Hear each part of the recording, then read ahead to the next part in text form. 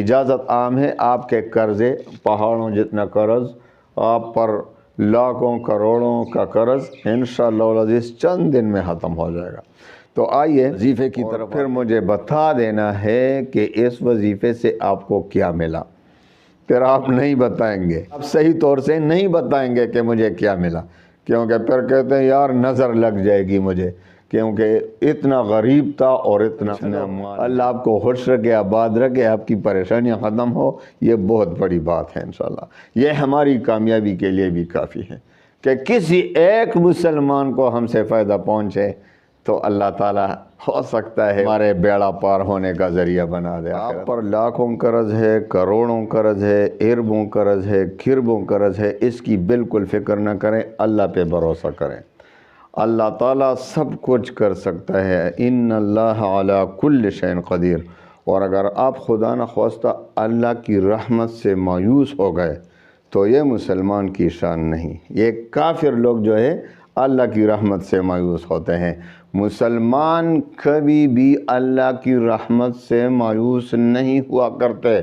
آپ پہ سمندروں جتنا قرض ہوگا، آپ پہ پہاڑوں جتنا قرض ہوگا، انشاءاللہ العزیز ایسا وظیفہ دیتا ہوں کہ اگر اس سے آپ کے تمام قرضے ختم نہ ہو جائے، اس سے تمام قرضے اتر نہ گئے، ادائیگی کی صورت پیدا نہ ہوئی، آپ انشاءاللہ غربت سے مالداری کی طرف نہ گئے، تو پھر میں ذمہ دار ہوں گا، پھر مجھے کہنا آپ نے جھوٹ بولا، آپ نے جھوٹ بولا۔ الحمدللہ میں جھوٹ نہیں بولتا، اللہ پہ مجھے پورا بھروسہ ہے۔ ہمیں اپنے مشائخ سے جو بھی وظائف ملے ہیں الحمدللہ جس کو بھی دیے ہیں صحیح طریقے سے اس پر عمل کیا ہے، آج تک کبھی محروم نہیں ہوئے۔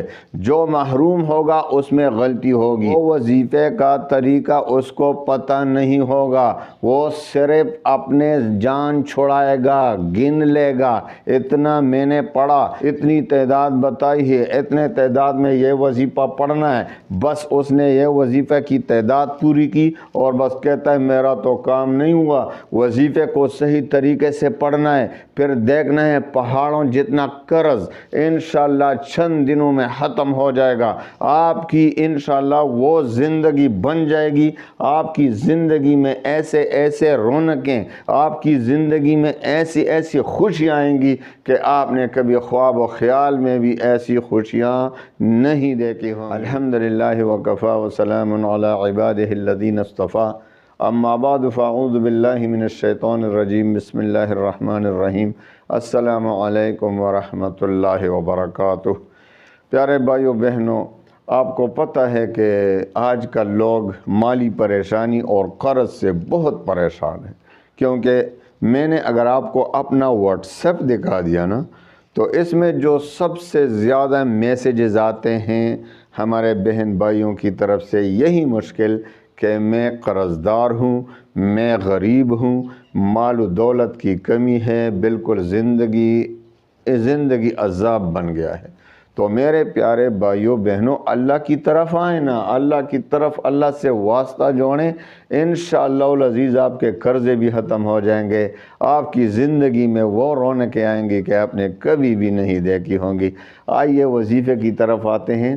وظیفہ بہت آسان ہے، بہت آسان، انتہائی آسان وظیفہ ہے، لیکن ہے اتنا طاقتور کہ اتنا طاقتور وظیفہ آپ نے کبھی بھی مالدار ہونے کے لیے، ویسے آپ کو بہت وظائف ملیں گے، راتوں رات مالدار ہونے کا وظیفہ آپ نے بہت دیکھے ہوں گے، لیکن اس وظیفے پر آپ نے صحیح طریقے سے عمل کرنا ہے اور پھر مجھے بتا دینا ہے کہ اس وظیفے سے آپ کو کیا ملا۔ پھر آپ نہیں بتائیں گے، آپ صحیح طور سے نہیں بتائیں گے کہ مجھے کیا ملا، کیونکہ پھر کہتے ہیں یار نظر لگ جائے گی مجھے، کیونکہ اتنا غریب تھا اور اتنا اتنا مال ملا، ہمارے سارے قرضے بھی ختم۔ پھر آپ چھپائیں گے، مجھے پتہ ہے آپ نہیں بتائیں گے، یہ تو اس وقت بتاتے ہیں جب پریشانی ہوتی ہے نا۔ تو چلو اللہ آپ کو خوش رکھے، آباد رکھے، آپ کی پریشانیاں ختم ہو، یہ بہت بڑی بات ہے انشاءاللہ۔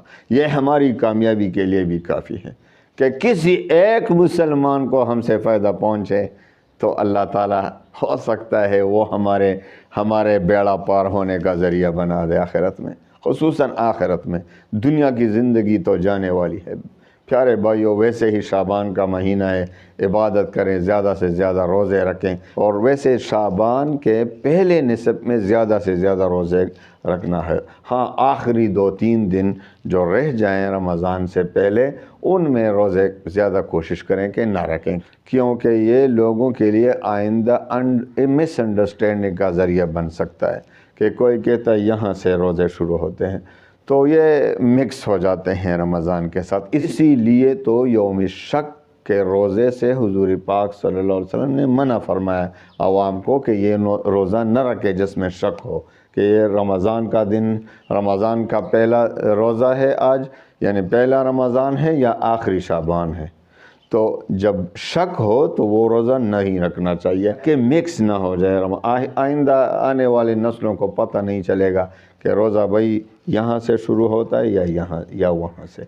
تو افراط و تفرید سے کام نہ لیں، تو زیادہ سے زیادہ عبادت کریں، خصوصاً شب برات آ رہا ہے 3 تاریخ کو، 3 اور 4 تاریخ کے درمیانی رات جو ہے 2026 میں شب برات ہے، تو شب برات کو جو ہے خوب عبادت کریں، لیکن اجتماعی نہیں، انفرادی۔ یہ نہ ہو کہ بھائی آئیں بھائی مسجد میں جمع ہو جائیں، یہ بدعت بن جاتا ہے۔ پھر ابن ماجہ کی روایت ہے کہ حضور پاک صلی اللہ علیہ وسلم فرماتے ہیں قوموا لیلہ وصوموا نہارہ، رات کو عبادت کرو، دن کو روزہ رکھو۔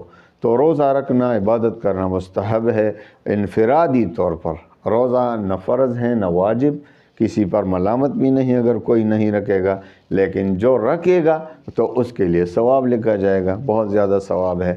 اور رات کو عبادت زیادہ سے زیادہ کریں، بہت زیادہ کوشش کریں۔ میں نے ایک وظیفہ بھی دیا ہے، آپ سرچ کریں 2-3 ویڈیو پہلے، میں نے اس کے لیے ایک خصوصی وظیفہ دیا ہے۔ اس رات ویسے عبادت کرنی ہے تو 30-35 منٹ کا وہ وظیفہ بھی دیکھ لیں اور اس پر عمل کریں۔ تو آئیے بلا تاخیر وظیفے کی طرف آتے ہیں۔ اجازت عام ہے، آپ کے قرضے پہاڑوں جتنا قرض، آپ پر لاکھوں کروڑوں کا قرض انشاءاللہ العزیز چند دن میں ختم ہو جائے گا۔ تو آئیے وظیفے کی طرف آتے ہیں۔ اجازت عام ہے، جس طرح میں نے بتایا کہ آپ کے وظیفے کیوں کام نہیں کرتے، آپ نے آج مکمل شرائط کو دیکھنا ہے، شرائط کو سننا ہے، ان پر عمل کرنا ہے۔ شرائط کے مطابق وظیفہ پڑھیں گے تو پھر مجھے یہ شکایت کبھی نہیں آئے گی کہ میرے وظیفے نے کام نہیں کیا۔ اگر شرائط پر عمل نہیں کریں گے تو پھر وظیفہ کیا کام کرے گا۔ 4 شرائط ہیں جو زندگی کے اصول ہیں، مسلمان کے لیے ضروری ہے۔ نمبر 1، نماز کی پابندی۔ آپ 5 وقت کی نماز پڑھتے ہیں؟ آپ سے پوچھتا ہوں، 5 وقت کی نماز آپ پڑھتے ہیں؟ 5 وقت نماز پڑھتے ہیں تو الحمدللہ، شکر، اللہ کو راضی کر رہے ہیں آپ، اللہ نے فرض کی ہوئی۔ اگر آپ 5 وقت کی نماز نہیں پڑھتے تو آپ کا وظیفہ کیسے کام کرے گا؟ مجھے ذرا سمجھا دو۔ اللہ کو تو آپ ناراض کر رہے ہیں، تو وظیفہ کون قبول کرے گا؟ پہلا شرط 5 وقت کی نماز پابندی کے ساتھ۔ دوسرا شرط رزق حلال کی طلب، پیٹ میں حرام تو نہیں ڈال رہے آپ سے پوچھ رہا ہوں، آپ حرام و حلال کی تمیز کرتے ہیں؟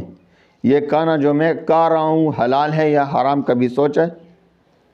کیونکہ حدیث میں آتا ہے، دیکھو وظیفے کیوں کام کرے گا، حدیث میں آتا ہے کہ جس کے پیٹ میں حرام پڑا ہو، جس کا کھانا پینا حرام ہو، جس کا لباس حرام ہو، اس کی دعا کیوں کر قبول ہوگی؟ وہ تو بیت اللہ کے سامنے بھی کھڑا ہوگا، یا ربی کی پکار ہوگی، پھر بھی اس کی دعا رد ہو جائے گی کہ اس کے پیٹ میں حرام پڑا ہے، اس کا لباس حرام۔ تو آپ سے پوچھتا ہوں، آپ حرام سے بچتے ہیں؟ اگر حرام سے بچتے ہیں الحمدللہ ثم الحمدللہ، شکر کرو، اور پھر دیکھیں گے آپ کا وظیفہ کام کرے گا انشاءاللہ۔ اور اگر آپ حرام سے نہیں بچتے تو وظیفہ کیسے کام کرے گا؟ حدیث میں آتا ہے اس کی دعا قبول نہیں ہوگی۔ تیسرا شرط، اللہ تعالیٰ پر یقین اور اعتماد کامل ہو۔